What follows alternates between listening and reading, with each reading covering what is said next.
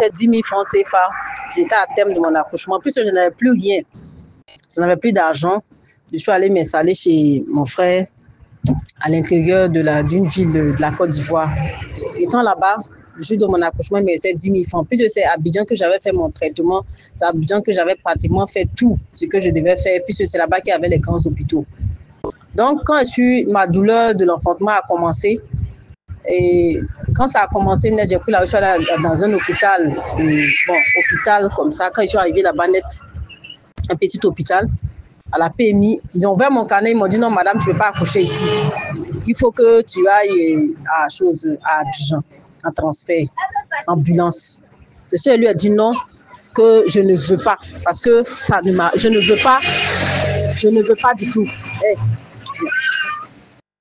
Je lui ai dit franchement que je ne veux pas faire de transfert sur Abidjan, que je vais accoucher. Ils m'ont dit, ah madame, ton carnet est trop chargé.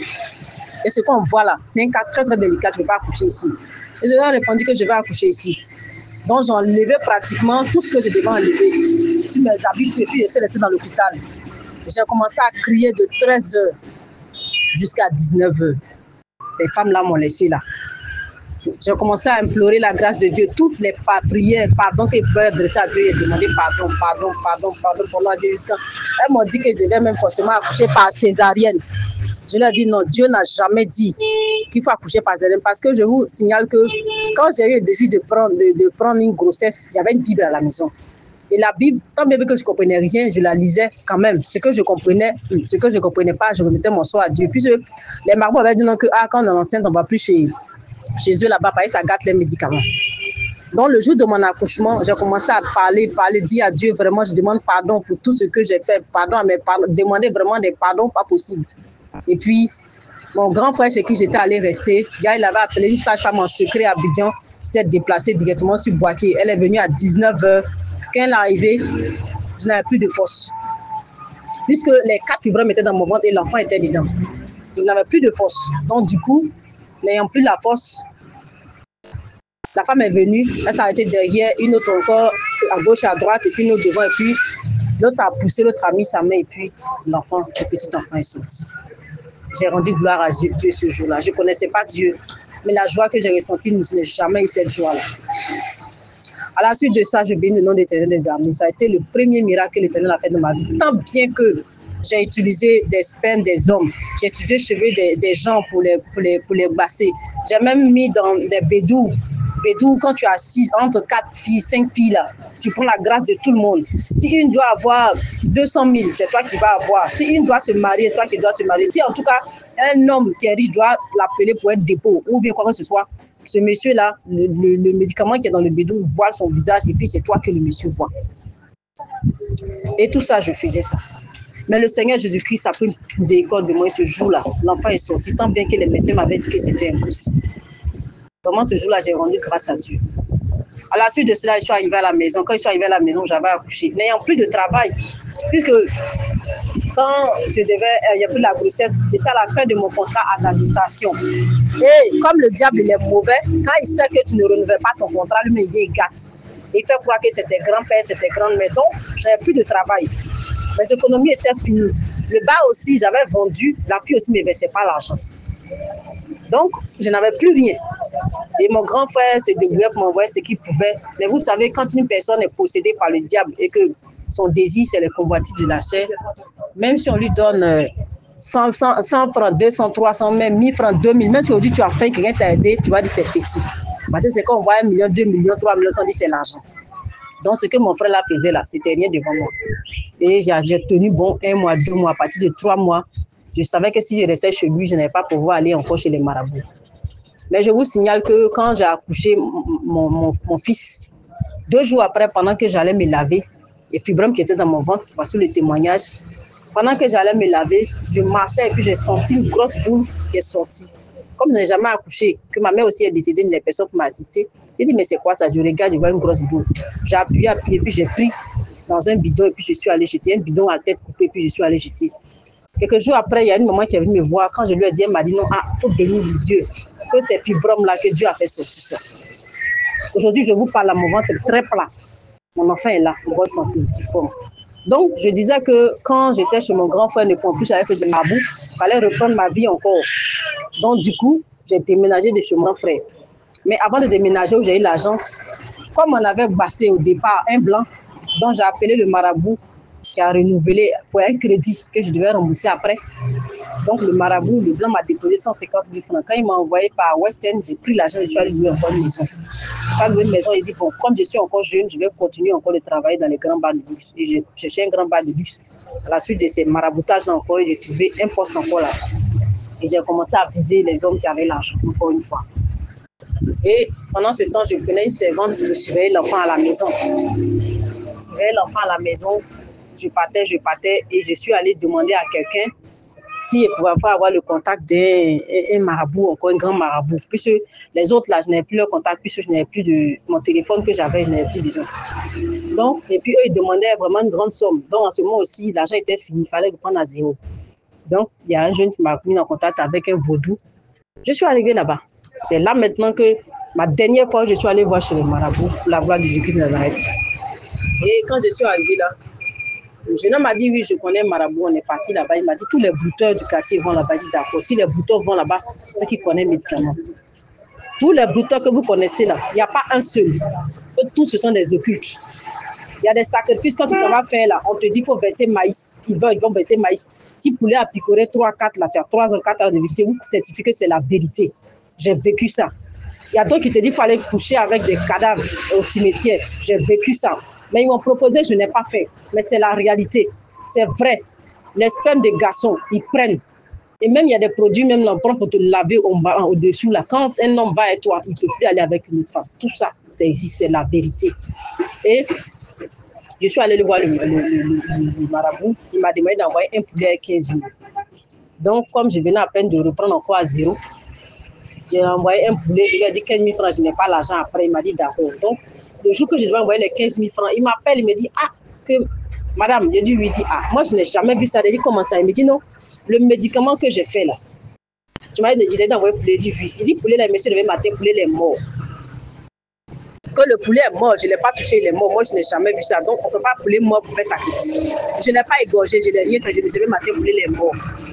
J'ai dit, bon, comme c'est comme ça, il n'y a pas de problème. Il m'a dit, bon, pour le canari, tu peux venir prendre. Mais pour le poulet, là, en tout cas, moi, je n'ai jamais vu ça. Et d'accord, je suis allé prendre le canari, je suis arrivé. Il m'a donné, je crois, une semaine. Il m'a dit, quand tes menstrues vont venir, il ne faut pas utiliser. Je lui ai dit, j'ai compris. J'ai attendu, bien aimé, que mes menstrues finissent. Quand mes menstrues sont finies, j'ai utilisé le médicament. Il m'a dit, il faut prendre pour te laver, après ta douche, et puis laver ton visage. Et puis tu bois aussi.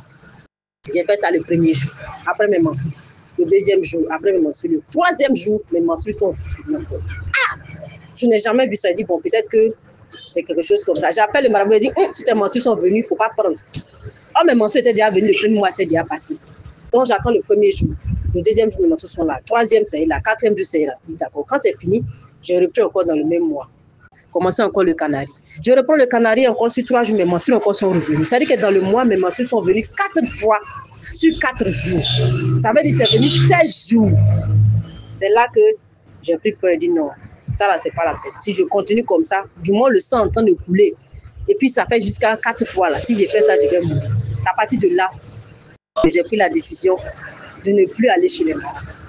Mais pendant tout ce temps, je lisais de temps en temps la Bible. Je lisais de temps en temps la Bible. Et quand j'arrêtais d'aller chez les marabouts, j'ai dit bon, je vais continuer ma vie comme ça. Et j'ai arrêté d'aller chez les marabouts. Je travaillais là, dans le milieu de nuit, comme manager. Donc, un jour, j'étais fatiguée, j'ai pris un médicament qu'on appelle bleu-bleu. Quand j'ai pris, j'étais tellement épuisée, je suis pas allée au service. J'ai dit, bon, il sait que je veux partir, mon patron va me renvoyer. Donc, j'ai pris la route de Boaké jusqu'à déménager sur Abidjan. Arrivé à Abidjan, je suis allée retomber à Angré. J'ai des sœurs que j'avais initiées dans mon passé, dans mes saletés, là. Que le Seigneur me pardonne et que le Seigneur leur les enlève au nom de Jésus-Christ. Et quand je suis allée là-bas, je suis allée habiter avec elle, elles m'ont dit, bon, faut pas t'inquiéter, on trouve le travail pour toi. Effectivement, on trouve le travail pour moi. Et puis l'enfant aussi, il y a quelqu'un pour garder l'enfant. Mais je continuais de lire la Bible. Je continuais de lire la Bible de temps en temps. Je travaillais encore dans les bars. Et quand je commence à travailler, je me sentais faible. Parce qu'avant, j'aimais porter les longs talons. Je payais tous mes talons au marché de Makori. Et quand j'achète mes talons de Makori, si je n'ai rien payé, c'est au moins 15 000, 20 000 francs. Tout ce que je faisais, c'était au marché de Marseille. J'allais même faire des pommades. Quand tu me vois la tête au pied, on dirait une femme métisse. Les mèches humaines, c'était mon travail. Toutes les couleurs de mode, en tout cas de mèches, de coiffure, de mode, c'était mon travail. Et même quand je travaillais dans les bars, j'avais le désir de danser comme Shakira. À un moment donné, j'ai commencé à avoir cet esprit-là en moi. Et cet esprit-là aussi se manifestait chaque fois que je suis dans les bars. Quand je me mettais sur une piste de danse, les gens travaillaient sur moi. Pour ceux qui vont écouter peut-être ce témoignage, qui vont peut-être savoir, je m'appelais Delta Force. C'était le nom que les gens du monde m'avaient donné. Moi, je m'appelle Delta, mais ils m'appelaient Delta Force. D'autres m'appelaient aussi Petit Piment. Et cet esprit-là m'animait tout le temps aller dans les bars. Quand je me mettais sur une piste de danse, en tout cas, l'argent sortait. Donc, ça veut dire que je n'avais pas de difficulté de trouver du travail dans un bar. Et en plus, je savais qu'il fallait porter les tenues sexy avec des talons, avec des mains. Donc, ça, automatiquement, je trouvais du travail. Donc, quand je suis repartie à Abidjan, j'ai eu encore du travail. J'ai commencé encore à marcher dans les grands bars. Mais je faisais plus de médicaments, je n'allais plus voir des marabouts ou autres. Ça faisait que je me sentais très faible. C'était comme s'il y avait une force qui était sortie de moi. J'ai commencé à m'affaiblir. Et les talons, quand je portais, les talons que je pouvais même porter avant jusqu'à aller me laver avec, là, je ne pouvais plus tenir sur les talons. Tous mes pieds tremblaient. À un moment donné, j'ai commencé à diminuer les talons, les semelles des talons. Sans dire à quelqu'un, j'ai commencé à diminuer au fur et à mesure. Les hauts talons que j'avais là, je ramassais. Souvent, ils faisaient cadeau. Avec les sacs à main, je ramassais cadeau. Mais les gens qui m'ont vu travailler en administration avec un si grand salaire, avec une voiture, avec tout, quand ils m'ont vu, à qu'est-ce qui se passe? Bon, je ne répondais pas et puis je continuais ma route. À la suite de ça, mon enfant a commencé à grandir. Puis un jour, j'ai pris la décision dans mon cœur que je ne veux pas que mon enfant passe par le chemin par lequel je suis passée. Et je continuais de lire la Bible.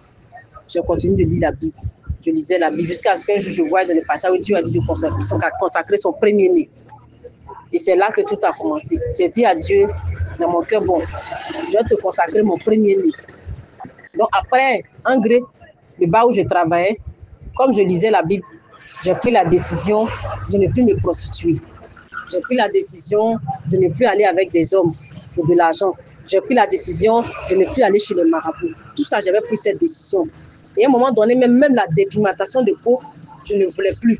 On m'avait même proposé même des ateliers spéciaux à ma marché de Marco. Tu fais une injection de 25 000 francs. Chaque année, tu es blanche, sans problème. Mais tout ça, j'ai dit non, je ne fais plus. Et je partais à l'église. Étant à l'église, maintenant, le pasteur, à un moment donné, quand j'envoyais beaucoup d'argent là-bas, on était amis. Mais à un moment donné où je n'envoyais plus beaucoup d'argent, maintenant, je n'avais plus d'endroit où dormir, ça n'allait plus. Je lui ai fait part pour dire, ah, mes soeurs, je suis en gré là. Comme maintenant, je ne fais plus les bêtises pour payer le loyer, ça ne va plus entre elles et moi. Donc, du coup, moi, je n'ai pas de dortoir. Tous mes parents que j'ai soutenus, que j'ai aidés, ils m'ont tous laissé. Parce que je n'avais plus rien à leur donner. C'est quand tu as l'argent à donner à quelqu'un que tu vois qu'ils sont à ta merci. Ils te donnent à manger, ou ils font comme s'ils t'aiment. Mais après, je n'avais personne d'autre, si ce n'est pas Dieu, et puis mon enfant. Donc, c'est dans ça. Quand je l'ai appelé, le pasteur m'a dit, bon, d'accord, il faut venir. Je suis arrivée là-bas. En tout cas, j'étais la servante du pasteur. Le Seigneur m'a aidé parce que Dieu connaissait ma situation. J'étais seule. Dans ma repentance avec Dieu, je ne savais pas que c'était la repentance. Le Seigneur m'a soutenue. Je suis restée chez le Seigneur de Dieu, vraiment, qui m'a créé tous les problèmes. M'a prise vraiment d'une certaine manière, même où j'étais. Je pouvais me dire que je ne vais plus donner ma vie à Jésus-Christ, mais je n'ai pas regardé ça. Et ne connaissant pas la connaissance sur le dépouillement des mèches, j'ai pris la décision encore maintenant d'aller faire une formation de perruque au marché de Makori. Et donc, de chez le pasteur qui était à Makori, je partais faire les formations de perruque et puis je revenais venir préparer, faire le ménage, laver les habits, faire les travaux, tout, tranquillement. Donc, dans ça, j'ai commencé à faire la formation et puis au-delà de sur un an, ma patronne a commencé à aller mon affaire. Donc, les tresses qu'on fait sur les paquets de mèches outrées là, c'est ma patronne qui faisait ça. Donc, quand elle venait, elle me donnait aussi le faisais. Donc, j'ai vite appris. Et quand j'ai vite appris, j'ai commencé à confectionner mes perruques avec les clauses de 25 000, 30 000 francs. On a commencé. À partir de là, maintenant, je dis, bon, comme je connais l'informatique, je vais aller sur Internet pour balancer les photos et puis me faire de la clientèle. Donc, quand j'ai balancé les photos, j'ai commencé à avoir des commandes des États-Unis, du Canada, d'un peu partout. Les femmes là faisaient des dépôts d'argent. J'ai commencé à m'en sortir financièrement. J'ai commencé à payer l'école maternelle de mon fils anglophone. J'ai commencé à reprendre ma vie financière. J'étais heureuse. Mais je continuais de lire la Bible. Puis un jour, le Saint-Esprit m'a révélé dans sa Bible que les mèches envoient en enfer. En ce moment, je n'ai pas encore découvert le passage de la Bible où les femmes ne doivent pas mettre des mèches. L'Esprit de Dieu, pendant qu'il est en train de tresser, il me dit, regarde, autour de toi, je regarde, il me dit, toutes les femmes qui mettent les mèches là sont en enfer. Pendant que je faisais la perruque, il me parlait et personne n'entendait, c'est moi ceux qui entendaient. Et puis j'ai dit dans mon cœur, il dit, ah, comment ça? Si ça va en enfer, pourquoi les pasteurs dans les églises là ne disent pas la vérité?